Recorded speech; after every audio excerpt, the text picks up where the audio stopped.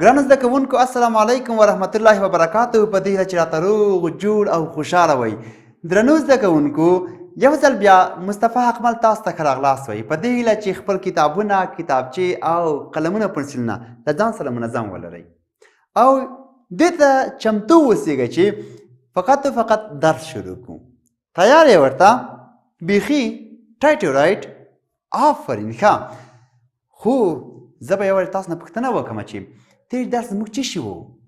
په څه اړه مو خبرې وکړې؟ چې مو زده کړل؟ آفرین. څوک راته ویلی شئ؟ ډېر ښه، ته راته ووایه. آفرین. زموږ درس څه شي وو؟ حضرت بیبي عایشه رضی الله تعالی عنها. آفرین، ډېر ښه. زه به دا دلته تاسو ته وځړوم. چېرته؟ دلته. چې درس حضرت بیبي عایشه رضی الله تعالی عنها،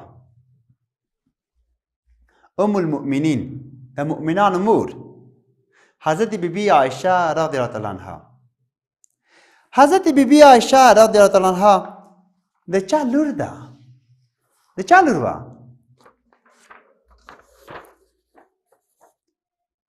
آفرین، د حضرت ابوبکر صدیق رضی الله تعالی عنها، د حضرت ابوبکر صدیق رضی الله تعالی عنه لور ده. د چا لور ده؟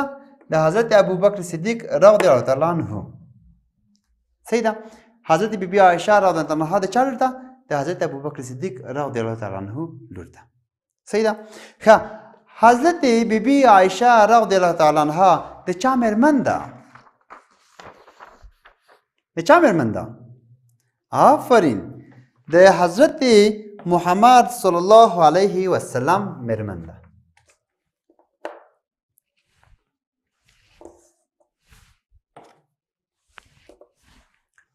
ښه زده کوونکو، اوس تاسو راته ووایئ په تېر درس کې د حضرت بیبي عایشې رضی الله تعالی عنها په اړه چې موږ کومې خبرې وکړې، یو دوې درې مهمې خبرې راته ووایئ. آفرین، ډېر ښه.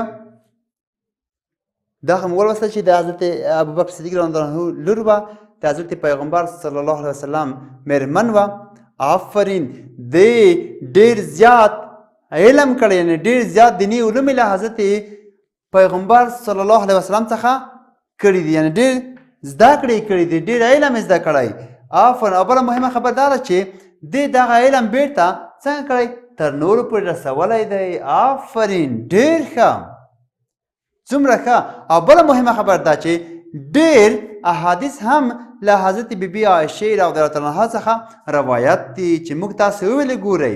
هغه تېره ورځ کې موږ حدیث شریف وویل چې حضرت بیبي عایشې رضی الله تعالی عنها روایت کړی و چې پیغمبر صلی الله علیه وسلم به همیشه ډېر کوښښ کاوه، د روژې مبارک میاشت کې به یې ډېر کوښښ کاوه. نور هم او دغه لسو اخر ورځو کې، په لسو اخرو شپو ورځو کې به یې لا ډېر کوښښ کاوه. ګورئ، ځکه چې دا ډېر د برکتونو وخت او د برکتونو شپې ورځې دي. دا حدیث شریف هم چا روایت کړی و؟ حضرت بیبي عایشې رضی الله تعالی عنها روایت کړی و. ښه، اوس مو لاړ شئ کتابونه خلاص کړئ. زه به یم خلاص کړم تاسو. څوک به یې اول خلاص کړي؟ ما خلاص کړو. دغه دی. آفرین. ښه، کتاب پنځم صنف، درس اووم، عنوان حضرت بیبي عایشه رضی الله تعالی عنها. کتابونه مو خلاص کړي؟ آفرین، ډېر ښه. ښه، دلته ګورئ یو موخه لیکل دغه متن کې. موخه څه دی؟ د متن لوستل، لیکل د بیبي عایشې رضی الله تعالی عنها په اړه معلومات او په متن کې د صفات د کلمو په ګوته کول دي. موږ تاسو باید متن ولولو، ښه صحیح ولولو، بېرته یې ولیکو. وروسته د هغو څخه د حضرت بیبي عایشې رضی الله تعالی عنها په اړه باندې موږ تاسو باید معلومات ترلاسه کړو. هغه معلومات هم ترلاسه کړي، نور به هم ترلاسه کړو. او کوم صفتونه چې په متن کې راغلي هغه په جملو کې کاروو، دلته به یې لیکو تختې په مخ. سمه ده؟ آفرین زده کوونکو. ښه، زه اوس ورځم درس ته. تاسو مو کتاب ته ګورئ، 14 مخ. لومړۍ پوښتنه دا کړې، دلته دوې پوښتنې شوي، هڅوونکې پوښتنې چې تاسو خپله ځواب ورکړئ. سمه ده؟ آفرین. ګورئ، ویلی شئ چې بیبي عایشه رضی الله تعالی عنها څوک وه؟ آفرین، د حضرت ابوبکر صدیق رضی الله عنه لور او د حضرت پیغمبر صلی الله علیه وسلم مېرمن وه.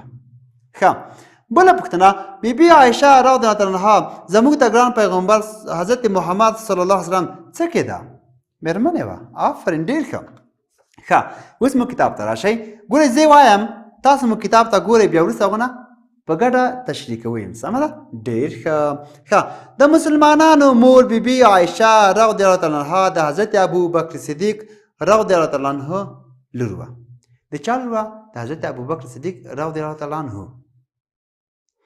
حضرت بیبي عایشه رضی الله تعالی عنه د چا لور وه آفرین د حضرت ابوبکر صدیق رضی الله تعالی عنه لور ده ښه ورته ګورئ بیا چې په مکه معظمه کې زیږېدلې ده چېرته زیږېدلې ده په مکه معظمه کې زیږېدلې ده او حضرت محمد صلی الله علیه وسلم د بیبي خدیجې رضی الله تعالی عنها تر وفات وروسته ورسره واده وکړ ګورئ چې مو ولوستل حضرت بیبي عایشه رضی الله عنها د حضرت بیبي عایشه رضی الله عنها د حضرت ابوبکر صدیق رضی الله عنه لور وه د پیغمبر صلی الله علیه وسلم مېرمن وه چې له حضرت خدیجې رضی الله تعالی عنها څخه وروسته یې ورسره واده وکړ او دا په مکه معظمه کې زیږېدلې ده صحیح ده آفرین ډېر ښه راځئ وروسته ورته ګورئ له حضرت محمد صلی الله علیه وسلم څخه یې دیني علم زده کړ یعنی دیني علم له چا څخه زده کړ له حضرت پیغمبر صلی الله علیه وسلم څخه یې زده کړ دیني علم دا دیني علم یې ګورئ چې ما خو مخکې درته چې نه یوازې فقط په دې زده کړو ځان سره یې وسه داسې ونه کړل ګورئ دا علم چې زده کړو دا یې نورو ته هم ورسولو ګورئ نور ته یې هم تدریس کولو صحیح ده آفرین ورته ګورئ دا ډېره پوهه او عالمه بیبي وه څوک حضرت بیبي عایشه رضی الله تعالی عنها ډېره پوهه او ډېره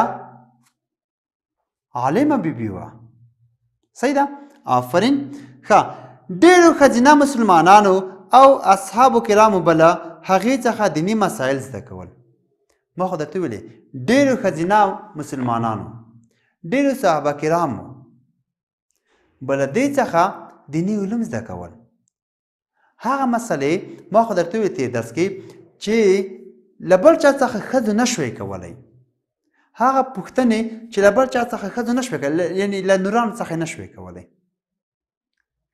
ځان به یو ډول ورته بل رقم ښکاري ځکه سختې پوښتنې به وي چې هغه د ښځو اړوند وي نو هغه به یې له حضرت بیبي عایشې رضی الله عنها څخه کولې صحیح ده آفرین ښه کتاب ته بیا ګورئ او د سختو مسلو پوښتنې به یې ورڅخه کولې ما خو درته ویل چې هغه سختې مسلې سختې پوښتنې وي له چا څخه به پوښتنه کول له حضرت بیبي عایشې رضی الله عنها څخه به یې دا پوښتنې څنګه کولې آفرین ښه دا هم د یادولو وړ ده چې زیات شمېر احادیث ترې روایت شوي دي ومولیده یعنې له حضرت بیبي عایشې رضی الله عنها څخه ډېر احادیث هم روایت شوي دي صحیح ده آفرین د الله جل جلاله د کتاب د علم په وسیله خلک ډېرو لوړو مرتبو ته رسېدلي دي ګورئ څوک چې په قرآن باندې عمل کوي څوک چې د قرآن تلاوت کوي څوک چې د قرآن ساتنه کوي څوک چې په قرآن باندې پوره ایمان ولري هغه به ډېرو لوړو مرتبو ته ورسیږي هغه به ډېر لوړ مقام ته ورسیږي هغه به ډېر لوړې مرتبې ترلاسه کړي صحیح ده آفرین ښه په یوه حدیث شریف کې دا موضوع داسې بیان شوې ده د علم زده کړه په هر نارینه او ښځینه مسلمان باندې فرض ده یعنې موږ تاسو باید داسې ونه کړو چې علم یوازې نر دپاره دی ښځې باید زده نه کړي هو ته څنګه علم ته ښځې ته ولې درس وایي نه داسې نه ده ګورئ علم هم په نارینه او هم په ښځینه په دواړو باندې فرض دی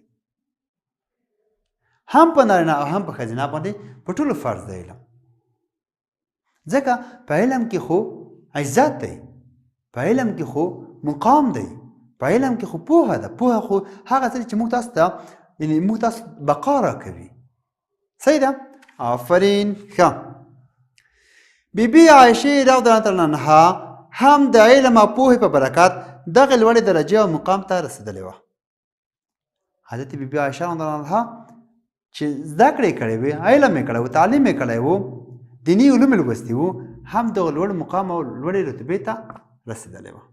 صحیح ده؟ آفرین. ښه، آخري خط 14 مخ ورته ګورئ. بیبي عایشه رضی الله عنها د 16 کالو په عمر په مدینه منوره کې وفات او هلته خاور ته وسپارل شوه. په کوم کال؟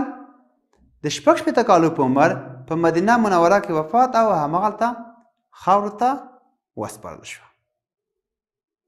پوه شوئ؟ پوه؟ آفرین. زه یو وار له سره بیا وایم، تاسو فقط غوږ ورته ونیسئ. ګورئ، حضرت بیبي عایشه رضی الله عنها د حضرت ابوبکر صدیق رضی الله عنه لور او د حضرت پیغمبر صلی الله علیه وسلم څنګه مېرمن وه. کتاب یې درته وایم له مخه، تاسو مو کتابو ته ګورئ، کوم لغت چې نه پوهېدئ تلفظ یې صحیح وګورئ، څه رقم یې زه وایم هماغسې زده کړئ. سمه ده؟ آفرین. ګورئ، د مسلمانانو مور بیبي عایشه رضی الله عنها د حضرت ابوبکر صدیق رضی الله عنه لور وه چې په مکه معظمه کې زیږېدلې او حضرت محمد صلی الله علیه وسلم د بیبي خدیجې رضی الله عنها تر وفات وروسته ورسره واده وکړ. له حضرت محمد صلی الله علیه وسلم څخه یې دیني علم زده کړ. دا ډېره پوهه او عالمه بیبي وه. ډېرو ښځینه مسلمانانو او صحابه کرامو به له هغې څخه دیني مسایل زده کول او د سختو مسلو پوښتنې به یې ورڅخه کولې. دا هم د یادولو وړ ده چې زیات شمېر احادیث ترې روایت شوي دي. د الله جل جلاله د کتاب د علم په وسیله خلک ډېرو لوړو مرتبو ته رسېدلي دي. په یو حدیث شریف کې دا موضوع داسې بیان شوې ده: د علم زده کړه په هر نارینه او ښځینه مسلمان باندې فرض ده. بیبي عایشه رضی الله عنها هم د علم او پوهې په برکت دغه لوړې درجې او مقام ته رسېدلې وه. بیبي عایشه رضی الله عنها د 16 کالو په عمر په مدینه منوره کې وفات او هلته خاورو ته وسپارل شوه. پوه شوئ؟ پوه؟ آفرین. ګرانو زده کوونکو، زموږ تاسو درس نن بیبي عایشه رضی الله عنها وه. درس مو ولوستلو او خلاص شو. سمه ده؟ تاسو کورنۍ دنده به دا وي چې درس به په خپلو کتابچو کې منظم ولیکئ. کوم لغت چې نه پوهېد لاندې به کرښې ترېنه وباسئ. بل ساعت کې به زه انشاءالله هماغه درس وګورم چې تاسو کوم لیکلی دی، او کوم لغت چې نه پوهېد هغه به د تختې په مخ ولیکم، هغه به معنا کړم، جملې به ورته جوړه کړم او فعالیتونه به مو حل کوو. سمه ده؟ تر بیا په خدای سپارم. ښې چارې.